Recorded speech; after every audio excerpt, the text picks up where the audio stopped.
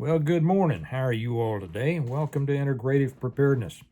I have a serious question to ask you this morning, and it's a serious discussion. Might sound funny, but I think a lot of you all have considered it yourselves. I know my friends and I have, and that is an EMP or CME our only hope? So grab yourself something to sip on while we talk about this, and I'll let you know now that this is brought to you by our sponsor, the Stonemont series, 7 novels, my books about the total collapse of everything and how to prepare for it, how to survive it, and how to rebuild after it. Somebody asked me the other day, they said, why do you keep showing your books? And the very honest question is because I wrote them to help people learn all the things they need to know about preparing for a total collapse of the grid, society, everything, So I'll tell you about that. Well, I'll tell you right now. It's a story, because we're going to get into this. It's a story of a prepared family who, as a result of their preparedness, was able to continue to live well after a total collapse of everything and also help other people and then start rebuilding community. It's a great story, and you will learn more than you can shake a stick at. There's a couple ways you can get them. Amazon down below, and then you can also get them directly from me through our website, stonemont.us, right down there. And if you do that, I sign them for you, write a note in there to you, give you a discount, and toss in the Stonemont notebook as a freebie. I'm going to say a little bit more about that in a few minutes, but I want to get into this right now. Many years ago, my friends and I'm talking, many, 15 years ago maybe, my friends and I started talking about how the world was developing, the increasing technology. We saw it during the pokes. We've seen the increasing surveillance, the lack of individuality, the lack of privacy. I've mentioned that I first really experienced this over in Northern Ireland when I was over there, and it's become increasingly pervasive in our society, to the point now to where if you think you have any kind of privacy, well, I think you're fooling yourself, right? I mean, everything that we have, our dishwashers, our televisions, our refrigerators, our everything we have, what I'm talking into right now, is constantly monitoring us. And while it brings a lot of convenience, I realize it also brings a great threat, because a surveillance state is just the next step towards a total control state, because surveillance is preparatory to control, right? Well, what do we do about it is the question. It's something that we've asked ourselves, for a long time and repeatedly. And especially now as we're getting into the very dangerous realm of AI and robotics, and pairing robotics with AI, it really becomes, I think, an existential threat to humanity. I haven't talked really about this. I know others have. I kind of hold myself. I try not to be too, excited and flamboyant about this stuff, but that doesn't mean I haven't thought about it. And I believe it has gotten to the point. And, somebody will come on in here and say, they'll be a smart aleck, and they'll say, you're just not realizing this? No, I'm not just realizing this, but I'm just not talking about it. And I spent a little time thinking before I talk, unlike some. But it has gotten to the point where I believe we're looking at an existential threat. Now, what's going on in the world that they want us to be scared of is scary enough. If you're the type given to fear. I'm really not, and you shouldn't be. You ought to be preparing for things. You ought to see these things as challenges on the horizon that you need to prepare to deal with. But most people deal out of fear. And the situations around the world between Russia and Iran, or Russia and Ukraine, and Israel and Iran, or Russia and Iran, actually that works too. China, Taiwan, China, Russia, Iran, all these kinds of things are they're very intertwined, and they're intertwined to the point that we can't fully understand. We can't probably even superficially understand everything that's going on beneath the surface. And so to try to prepare for that, it is difficult simply because we don't know what's going to happen. And yet we know that general preparedness and even advanced preparedness, separating ourselves from dependence on those external systems, like I say, over which we have little or no control, is really the key to being self-reliant, self-sufficient, and to the extent that we can be independent. Okay, independent of the system and its control over us. But as this keeps progressing, as AI progresses, and I think it's far beyond what any of us at our level here understand. It's endemic now. It is it's a thread that is woven in every fabric of our electronic life, and many times beyond our electronic life. And like they say, if we know it, it was invented 10 years ago. We always know things about 10 years behind. Maybe a little bit less now because of the increase in the rapidity of development of AI. But still, we don't know really what's going on, and what we know is concerning enough, isn't it? It makes me wonder. Now, let me delve into a little theology here. It makes me wonder how much farther God is going to allow this to go. We are approaching now transhumanism. I know that is, some will say, we're already there. Well, that depends on your definition of transhumanism. Many years ago, I've mentioned this before, back in the 90s, I think when it first came out, was a book called The Great, what was it, something chicken and the Transhuman Condition. The Great, was it Robot Chicken or something like that? Maybe some of you have read it.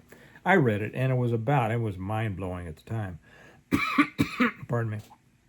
And it was about people thinking they could download their brains, their intellect, even their personalities into computers, and therefore live forever in a virtual world. Well, at the time, that seemed wacko to me. I thought, well, this is just science fiction stuff. But of course, science fiction is really the imagination of very smart people who have projected what we can expect in our future. Look at 1984, right? Let me have a sip here. This is one of our most popular mugs. Many of you have it. If you don't have it, you can get these through our website, too, stonemont.us. It has Stonemont, Where Life is Good. It has the axes, the rifles, and the Bible, the things on which our country was based and on which every society should be based. And over here it says God, friends, and family. I don't have God, of course. God, family, and friends, because family comes before friends. In that order: God, family, friends. And I'll stick in there family, because there are those friends who are such friends, they are like family. But anyway, a lot of people have asked me about that. Yeah, you can get it. stonemont.us, right down below. So I wonder, as man, in our idiocy and in our pride and in our arrogance, and I won't say you or me particularly. I probably, like you, I just want to be left alone. But we see how that works in the world, right? But mankind, those people who are always wanting to be God, always wanting to take over, always wanting to push one more step, creating life, ending life, tinkering with life. I can't even imagine how God feels about that. And I'm sure you feel much the same way. When we look back to when God did destroy the world because of its sinfulness, and that was the days of Noah, he just wiped them out. And there have been other times, right? Sodom and Gomorrah. There has been many times when a people or a society or a country or a nation has displeased God so much that he says, can't put up with this anymore. I have to take it down. Well, I wonder how close we are to that. I don't know how God can put us up with what's going on in our world much longer. I will say our country, we have a lot of fine people in this country, as every country has a lot of fine people. But we have a lot, we just, our governments are just corrupt and evil to the core. And I think you know that. So my question is this. If God allows our technology to continue to develop the way it is, we're going to be living in a world of such control and slavery that I think even now, as much as we think we understand it, I don't think we have a clue as to what it will be. Now, for some, it will be comfortable. For those who don't value independence and independent freedom and our right to get out there and try to do our best, who just want to be coddled and have a universal base income and live in a 15-minute city and not have any worries and own nothing and be happy, well, I'm sure those people will do very well, but that's not you and that's not me. I don't know how many people it is. It's a good portion. And then there is the good portion that wouldn't like that at all. How God decides this, who knows? I don't know. You don't know. It'll be interesting to find out. But I don't see how it can go much longer. And I don't think we want it to go any farther. Most of us. We just don't want it. Now, I have said before, and some of you might say, but Steve, you said that you should learn about AI in order to, and yes, I did. You should learn about AI in order to protect yourself from it. I'm not a big believer in hiding from things that are going to attack you. You have to understand it. You have to get to know it. You have to somehow be able to use its powers against itself, or at least for your own preservation. So yeah, I've said that, but I don't think that most of us want to live in a world where this goes much farther. Do you? I don't. When I wrote the Stonemont series, I wrote it about the collapse of everything. And like I said, how a prepared family, now I'll tell you how to get them in just a second. I already mentioned something, but I want to tell you this.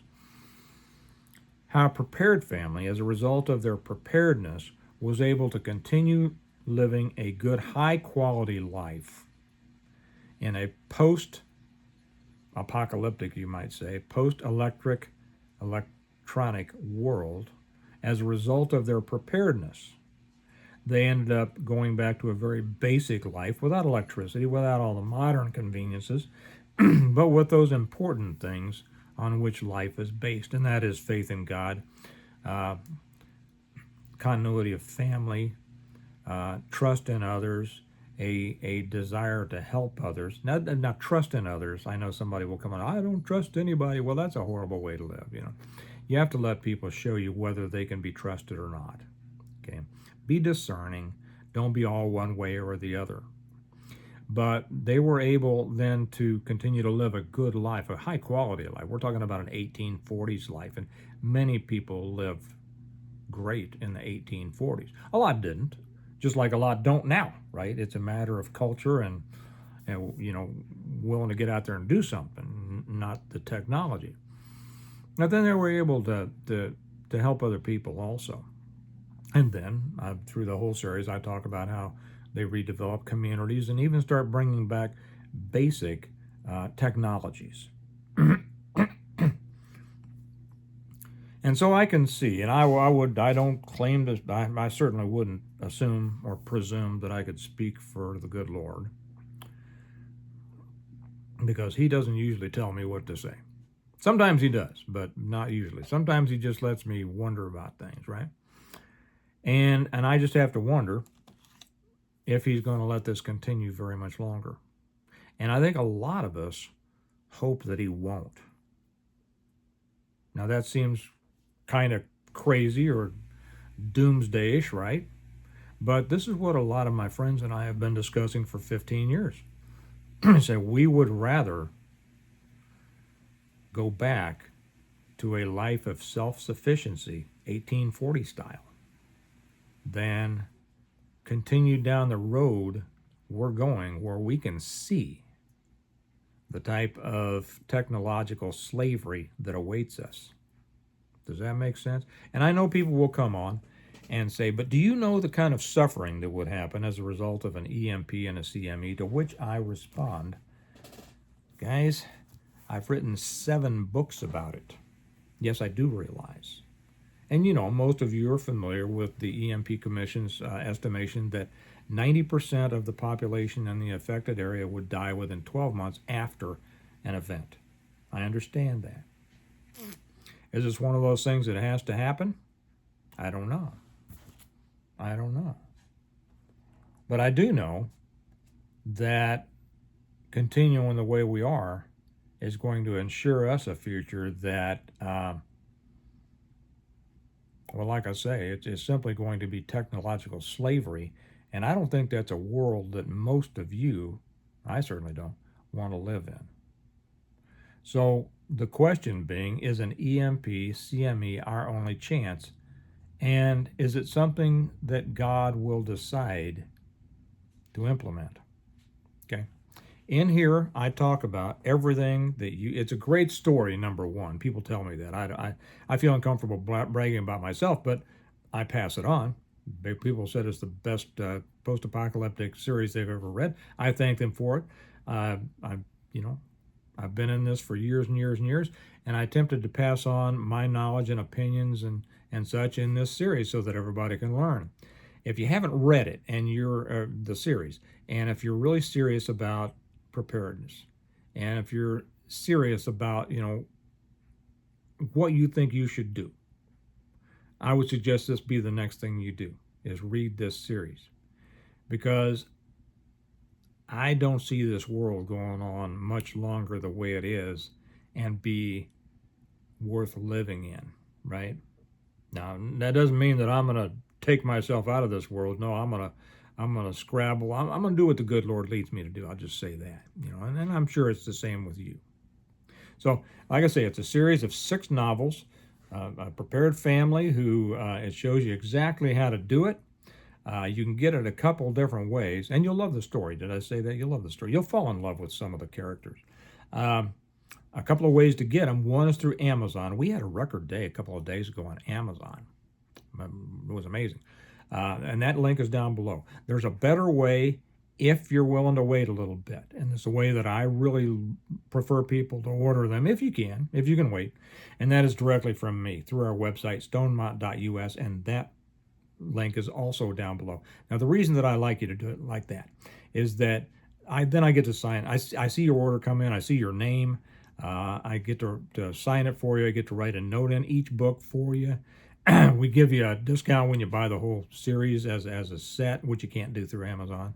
And then I throw in the Stonemont notebook right there. And I want to read a couple of things off the Stonemont notebook. On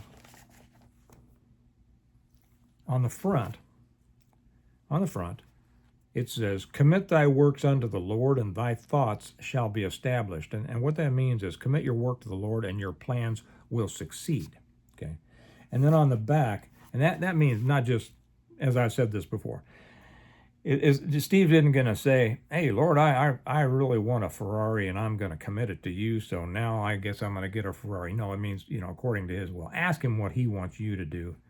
Then do it, commit it to him, and he will be in your work, and it'll succeed. On the back, another one of my favorite verses, Psalm 127:1, "Except the Lord build a house, they labor in vain that build it. Except the Lord keep the city, the watchman waketh, but in vain." That's exactly right.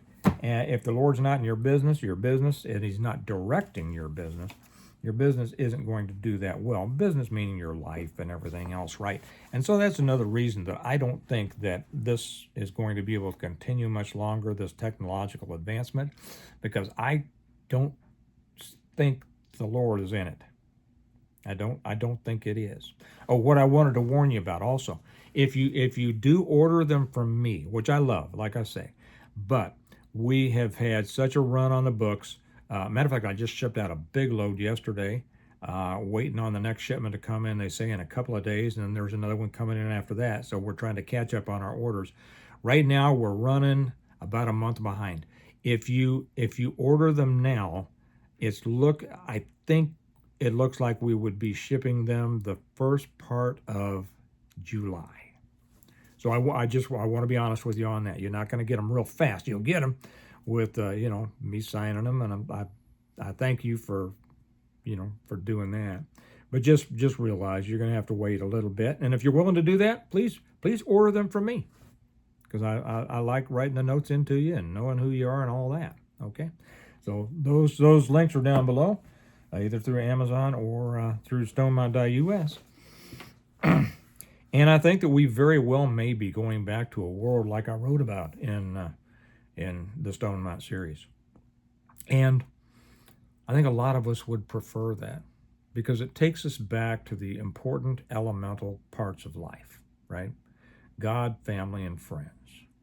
And it would allow us to live the life I think that God meant us to live, without all the hubbub and the noise and the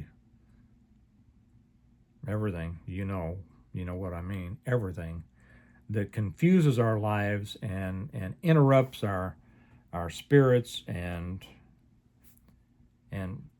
misdirects us in so many ways. So, is an EMP CME our only hope? I think so. I'll just say that. I think it is. Now, until that happens, we should stay up on what's going on in our world so that we can protect ourselves from it. But I think it's a threat. I think it's an existential threat. I can't see how God would allow this to continue much longer. And so I suggest you prepare to live in a I hate the word apocalyptic, in a post-technological time. And it's doable. Many people are already set up that way. You can too. Just do it a little bit at a time. First, get your mind set on it. Get your mind to accept that this is probably what's coming. And then little by little, build your ability to do it. Food, water, shelter, defense, medical, people. And prepare to live in a world like, you read that series, you will. I've had so many people tell me they would much rather live in the world of Stonemount than they live in the world today. And I think you will agree. So think about that, and remember what we always say, that we prepare well today in order to live well tomorrow. And I want to live well tomorrow, don't you? Good. So let's make sure that we're preparing to do so. Okay? You all have a great day. I'll talk to you later. Bye-bye.